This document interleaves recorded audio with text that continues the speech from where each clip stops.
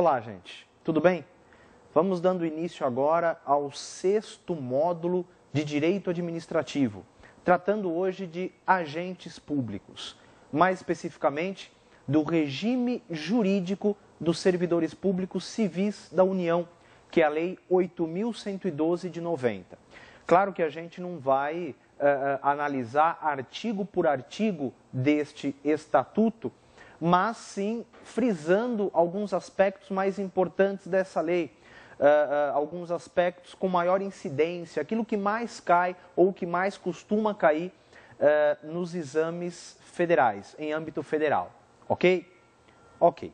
Gente, vamos começar com um conceito de agente público, tá? Vejam só, servidor público está dentro de agente público, né?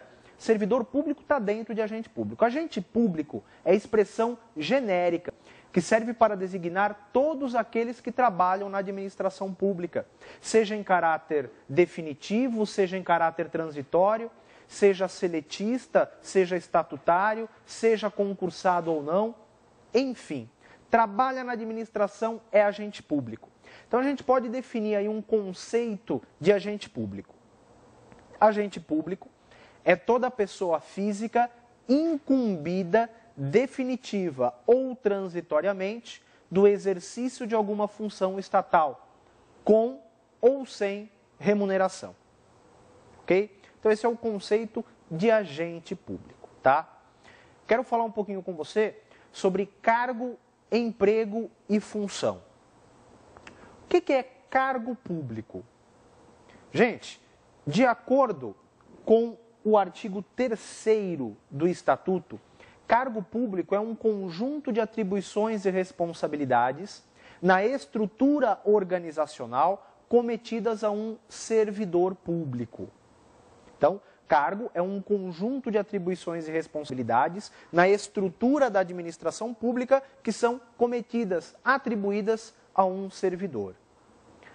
Emprego público é lugar certo e determinado na estrutura organizacional da administração. E embora prestem concurso público, não adquirem estabilidade. Pois são regidos pela CLT, tá? Porém, são equiparados a funcionários públicos para fins penais, conforme estabelece o artigo 327 do Código Penal, tá? Importante aqui é salientar que as relações, na verdade as controvérsias oriundas das relações entre empregado público e administração são dirimidas pela Justiça do Trabalho, ok? Porque esse vínculo é um vínculo contratual, né? Há um contrato de trabalho. Portanto, as controvérsias oriundas aí da relação entre empregado público e administração são dirimidas pela Justiça do Trabalho, tá? Quem trabalha em empresa pública e sociedade de economia mista é empregado público, regido, portanto, pela CLT, tá?